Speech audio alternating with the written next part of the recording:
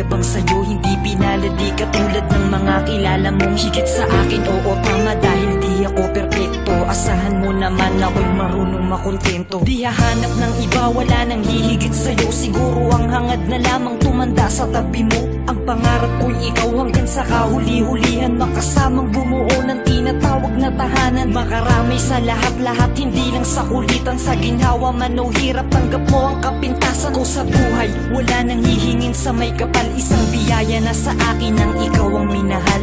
Ikaw ang minahal, ikaw ang minahal.